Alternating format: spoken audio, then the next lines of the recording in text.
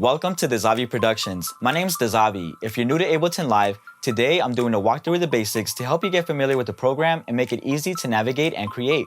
Without further ado, let's get to it.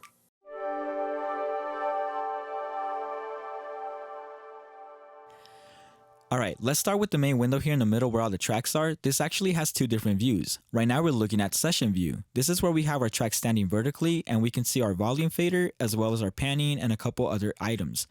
Now go to the top right corner to the right of where it says master. There's a little circle tab that has 3 horizontal bars. You can either click on it or hit the tab key on your keyboard. And this takes us to arrangement view. Now the difference between the two views is that arrangement view is where the timeline is. So any arrangement, any buildup that we're doing will be done on arrangement view. And when it comes down to it, what we have on arrangement view is what Ableton will be exporting. In session view, we can add multiple clips to the same track without affecting the arrangement. Now this is useful when you're going to be doing multiple takes or you're going to be performing live music. In a future video, I'll show you how I work and alternate between the two windows to make music.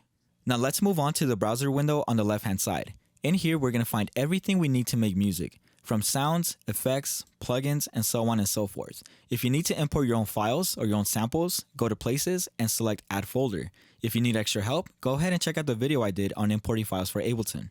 At the top of the browser, we have collections. These are nothing more than color-coded files to which we can assign our favorite sounds, effects, and plugins to. As an example, let's go to Sounds and go to Bass, and we're going to right-click on a sound. Let's go with 2020 Bass. And from here, you can then assign your color. Let's go with purple.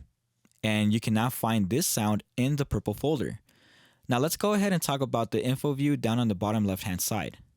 Info view is a help tool. If you're not sure what a button does, simply hover your mouse over the button and info view will tell you the name and give you a brief description of that button's functions. As you can see, I'm hovering my mouse over multiple buttons and info view is continually changing, telling me what each button does. Moving on to the bottom window, we have clip view and device view. Right here where it says drop in instrument or sample here, this is device view. We can alternate between the two views by going down here at the bottom where it says MIDI. On the left hand side of it is a gray rectangle, and by clicking on it, it takes us to clip view. Now let's go back to device view. I'm going to show you just real quick how you're going to be dropping your instruments, your effects, and your clips into these views. Let's start with an instrument or a sound. We're going to go to the browser window where it says categories, and you can choose sounds, drums, or instruments, your choice. I'm going to go with sounds and ambient and evolving. And all we're going to do is simply click and drag down into device view, but keep in mind the track that you have highlighted is where your sound is going to be dropped into. You cannot drop it into clip view because it is not a clip. So go ahead and drop it into device view and release. Now notice how after I dropped it, ARM recording switched over to the track where I just dropped the sound. So I had to switch back to my vocal track where my vocal is being processed for us to ARM record it again. So the way that you're going to add an audio effect is the exact same way. We're going to go to audio effects and let's go ahead and go with bandpass spinner. And all you're going to do is simply click and drag right next to your sound and release. So now you have your sound and your effect inside your device view. So we're going to undo this. And I'm going to show you how to add a clip into your clip view. It's a little bit different. We're going to go to the browser view here in categories, and we're going to go to clips. I'm going to go to the first one here, and you cannot drop into your device view or your clip view. The way you're going to do this is you're going to either drop it here in the slot for session view or right on the arrangement view on the timeline. So whichever you decide to go with, you're going to release it. And you can now find your audio clip in clip view, and you can make us some changes here, some pitch changes and speed changes and a bunch of other cool stuff. Now keep in mind though that because it is an arrangement view, it does not mean that it's going to show up on session view. We'll get into more detail about the two views in a later video of how you could use both of these views to make music. And for now, we're going to undo this and we're going to go to sounds, minimize this again, and let's go ahead and go to the top left where it says link. Starting with link, let's work our way right across the top and cover the toolbar. On the far left, we have link and external sync switch. These two are used when using external devices. This is not part of basics, so we'll cover this in another video. To the right of external sync switch is tap. This is your tap tempo. Simply tap on it 4 times, 1, 2, 3, 4, and Ableton will determine the tempo and set it for you. Let's go ahead and stop that, undo, take this back to 0, and to the right of tap tempo is your session tempo. This is where it says 120 right here. To change it, simply tap on it enter a numerical value, let's say 140 or 134, and hit enter. Now this changes the entire session tempo. So let's go ahead and undo that and set it back to 120. And to the right of your session tempo, you have phase nudge down and phase nudge up. These are used for your external devices, so we'll cover this another time. To the right of this, the 4/4, this is your time signature. And to the right of it, where there's a little, two little dots, this is your metronome. To activate it, simply click on it. And to deactivate it, click it off. And to show a couple more options, click on the drop down arrow. And you can change the count in, the sound, and the rhythm.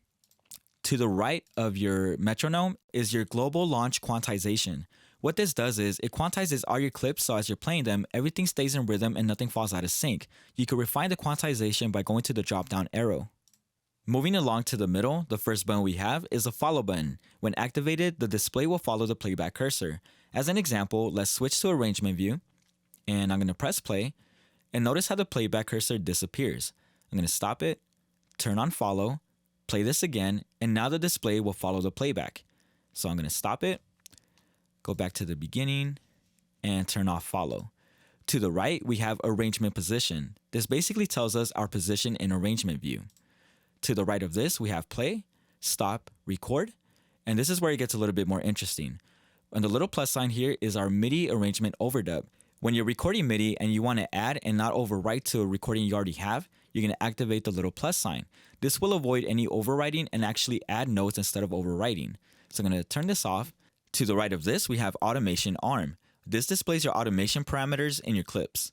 Next to that, we have re-enable automation. So if for some reason you deleted some automation that you had, hit this button and it will pull back the settings that you previously had. The fourth button down, we have capture MIDI. So let's say you're playing some keys and you weren't recording, but you like what you played and for some reason you can't play the keys again. No worries, Ableton's got you covered. Hit this button and it will pull back the keys that you just played without having had to record them.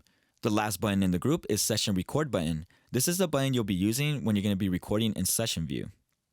Now the last group in the middle here are the loop and punch settings. Let's switch to arrangement view so we can see the loop brackets. I'm going to zoom out. You can do this by using the minus key on your keyboard. And it's kind of hard to see underneath the numbers here. And we're going to select right here.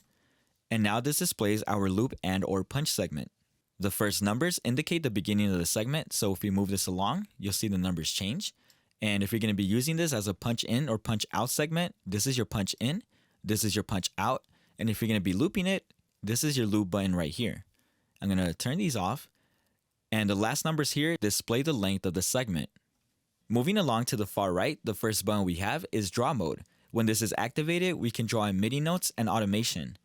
Next to this, we have a little button with piano keys on it. This is computer MIDI keyboard. When this is activated, we can use our computer's keyboard as a MIDI controller. Next to this, we have a button that says key. In here, we can edit our keyboard shortcuts. Next to that, we have MIDI. Clicking on this allows us to edit our MIDI maps. The little meter to the right is our CPU load meter. The empty box on the right is the overload indicator. So if you're overloading your computer, you're going to have a little indicator here going off.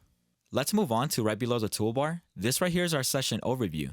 Notice how the mouse cursor changed into a magnifying glass. In here, we can scroll through the entire session or zoom in on certain parts. I'm going to take this back. And to the right of the overview, we have H and W. So if you want to zoom in on your height and the entirety of your session, press this little button right here. And if you want to zoom in into the width or the length of your session, press the little W right here. I don't have much, so it's not going to work here. Last but not least, on the right side, we have Help View. Ableton set this up pretty nicely. It tells you what's new, how to record audio, create beats, playing software, and so on and so forth. If you're not interested in reading all this, don't worry, I'm making more videos in the future covering Ableton. But yes, this is an introduction to Ableton. I hope this video helps you get a much better understanding of the software and makes it a lot easier to navigate. Welcome to the world of Ableton.